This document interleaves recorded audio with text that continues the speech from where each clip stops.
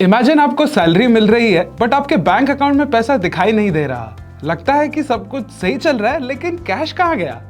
यही कंफ्यूजन होती है बिजनेसेस में जब प्रॉफिट तो दिखता है बट कैश फ्लो मिसिंग होता है। तभी कैश फ्लो स्टेटमेंट की जरूरत पड़ती है जो दिखाता है कि पैसा आया कहाँ से और गया कहाँ। अब आगे बढ़ने से पहले आप ये बताओ कि आपके हिसाब से बिजनेस के लिए क्या ज्यादा इंपॉर्टेंट है, प्रॉफिट या कैश फ्लो। हमें आपके व्यूज कमेंट्स में जरूर बताइए और चैनल को सब्सक्राइब करना ना भूलें। चलिए कैश फ्लो स्टेटमेंट्स को समझने के लिए हम एक सिंपल एग्जांपल लेते हैं। इमेजिन करें कि आप अपनी दुकान चलाते हो और इस महीने आपने 100 यूनिट्स माल बेचा। उसमें से 50 यूनिट्स ₹20 पर यूनिट के रेट पे कैश पे बेच दिए और बाकी 50 यूनिट्स सेम रेट पर उधार पर, तो आपका टोटल रेवेन्यू ₹2000 हो जाता है। लेकिन एक्चुअल बैंक अकाउंट में सिर्फ ₹1000 ही आया है। इसका मतलब प्रॉफिट एंड लॉस स्टेटमेंट ₹2000 का रेवेन्यू शो करेगा लेकिन एक्चुअल बैंक अकाउंट में ₹1000 ही है। यही डिफरेंस समझने के लिए कैश फ्लो स्टेटमेंट जरूरी है जो कैश इनफ्लोस और आउटफ्लोस का डिटेल्ड ब्रेकडाउन प्रोवाइड करता है, जो प्रॉफिट एंड लॉस स्टेटमेंट या बैलेंस शीट नहीं बता पाता है। अगर कंपनी क्रेडिट सेल्स करती जा रही है पर कैश नहीं आ रहा तो ये एक सीरियस रेड फ्लैग हो सकता है। अगर आप बिजनेस एक्टिविटीज को देखें तो इन्हें ब्रॉडली 3 मेजर कैटेगरीज में डिवाइड किया जा सकता है, ऑपरेटिंग, इन्वेस्टिंग और फाइनेंसिंग। और कैश फ्लो स्टेटमेंट भी इन्हीं 3 सेक्शंस में डिवाइडेड होता है।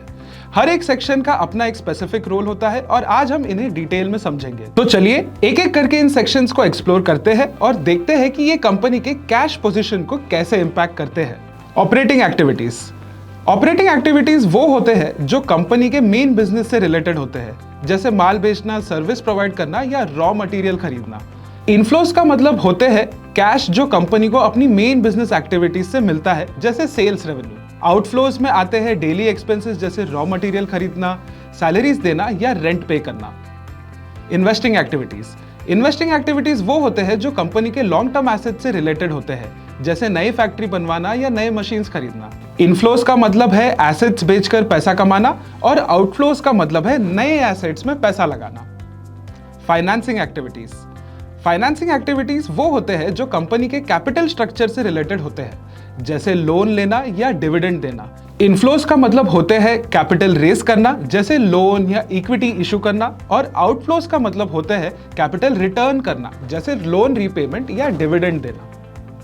इन एक्टिविटीज को अच्छे से समझने के लिए हम इंडिया की एक ऑटोमोबाइल कंपनी मारुति सुजुकी का एग्जाम्पल यूज करेंगे और समझते हैं इस कंपनी का कैश फ्लो स्टेटमेंट कैसे बनाया गया है। स्टार्ट करते हैं cash flow from operating activities से। कैश फ्लो स्टेटमेंट के ऑपरेटिंग सेक्शन में सबसे पहले P&L स्टेटमेंट के प्रॉफिट से शुरू किया जाता है, क्योंकि ये वो प्रॉफिट है जो कंपनी ने अपने मेन बिजनेस से कमाया है। लेकिन ये सिर्फ अकाउंटिंग प्रॉफिट होता है, एक्चुअल कैश नहीं। इसलिए हमें इस प्रॉफिट को एडजस्ट करना पड़ता है ताकि हम एक्चुअल कैश फ्लो का पता लगा सके। पहली एडजस्टमेंट होती है नॉन कैश एक्सपेंसेस की, जैसे डेप्रिसिएशन ₹5255 करोड़ और PPE लॉस ₹100 करोड़। डेप्रिसिएशन एक अकाउंटिंग एंट्री है जिसमें एसेट की वैल्यू हर साल थोड़ी थोड़ी करके कम होती है, इसलिए ये कैश फ्लो पर असर नहीं डालती पर प्रॉफिट को रिड्यूस करती है। PPE लॉस भी ऐसा ही एक एग्जांपल है जिसमें कंपनी को एक्चुअल कैश का नुकसान नहीं होता पर ये अकाउंटिंग रिकॉर्ड्स में शो होता है। इसके बाद हम नॉन ऑपरेटिंग आइटम को एडजस्ट करते हैं, जैसे इंटरेस्ट इनकम ₹396 करोड़ और finance cost ₹193 crore. Interest income को माइनस करना और फाइनेंस कॉस्ट को ऐड करना इसलिए जरूरी है क्योंकि ये कंपनी के main business that is operating activities से रिलेटेड नहीं होते हैं as per rules of accounting. उसके बाद वर्किंग कैपिटल चेंजेस को एडजस्ट किया जाता है। ये वो कैश फ्लो होता है जो डेली ऑपरेशन से होता है, जैसे अगर एसेट्स में इंक्रीज हो या लायबिलिटीज में डिक्रीज तो ये कैश आउटफ्लो माना जाता है, क्योंकि कंपनी को अपने ऑपरेशंस के लिए ज्यादा पैसा लगाना पड़ता है। इसके ऑपोजिट अगर एसेट्स कम हो या लायबिलिटीज बढ़ जाए तो ये इनफ्लो होता है, क्योंकि कंपनी के पास ज्यादा कैश अवेलेबल हो जाता है। ये सब एडजस्टमेंट्स के बाद फाइनली हमें मिलता है net flow from operating activities which is ₹16,801 crore. Please note करें, continuous negative cash flow from operating activities red flag हो सकता है, क्योंकि इसका मतलब ये होता है कि कंपनी अपनी मेन बिजनेस से कैश जनरेट नहीं कर पा रही है, जो कि लॉन्ग टर्म सस्टेनेबिलिटी के लिए ठीक नहीं है। अब आते हैं नेक्स्ट सेक्शन पे, that is cash flow from investing activities. इस सेक्शन में कंपनी के इन्वेस्टमेंट्स और एसेट परचेसेस की डिटेल दी जाती है। अगर कैश फ्लो नेगेटिव है, जैसे यहाँ ₹11,860 करोड़ का, तो इसका मतलब है कि कंपनी अपनी ग्रोथ के लिए फ्यूचर ओरिएंटेड इन्वेस्टमेंट्स कर रही है। यहाँ जो मेजर आउटफ्लोज दिखाई देते हैं वो प्रॉपर्टी, प्लांट और इक्विपमेंट के परचेसेस है जो रुपीस 8,916 करोड़ है। ये परचेसेस इसलिए जरूरी है क्योंकि कंपनी अपनी मैन्युफैक्चरिंग कैपेसिटी बढ़ा रही है और नए एसेट्स खरीद रही है जो लॉन्ग टर्म के लिए फायदा देंगे। दूसरा मेजर आउटफ्लो इन्वेस्टमेंट्स में है जो रुपीस 65,709 करोड़ है। ये पैसा कंपनी नए financial investments, debt mutual funds, bank deposits या दूसरे वेंचर्स में लगा रही है जो फ्यूचर में रिटर्न्स जनरेट करेंगे। Negative cash flow from investing activities जरूरी नहीं है कि बुरा हो, क्योंकि इसका मतलब होता है कि कंपनी अपने बिजनेस को एक्सपैंड कर रही है, नए प्रोजेक्ट्स में पैसा लगा रही है और अपनी फ्यूचर ग्रोथ के लिए प्रिपरेशन कर रही है। अब आते हैं कैश फ्लो स्टेटमेंट्स के लास्ट सेक्शन में, that is cash flow from financing activities.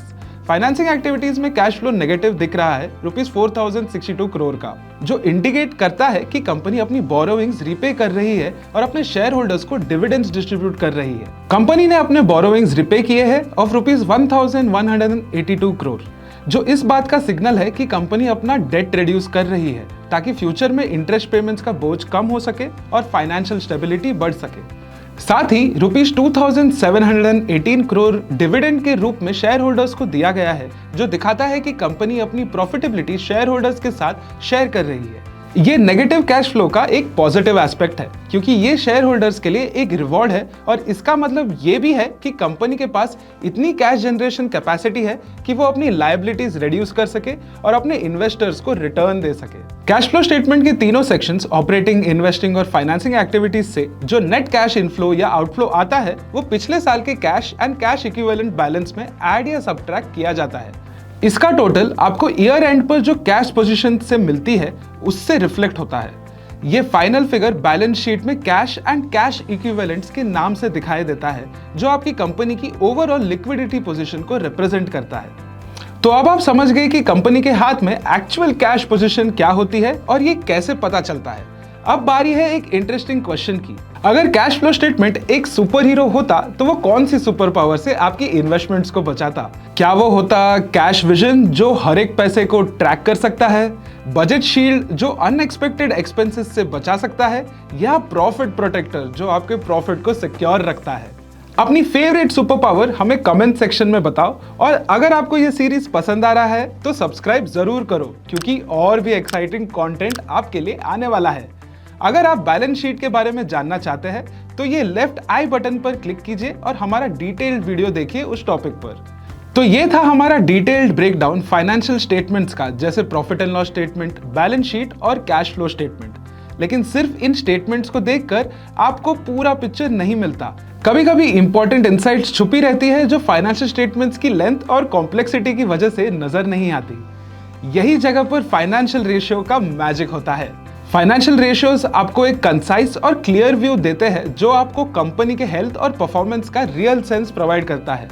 अगले एपिसोड से हम फाइनेंशियल रेशियोज के डिटेल्ड एनालिसिस में घुसेंगे और देखेंगे कि कैसे ये रेशियोज आपके इन्वेस्टमेंट डिसीजंस को शार्पन कर सकते हैं। So stay tuned for more insights. Investments in securities market are subject to market risks. Read all the related documents carefully before investing.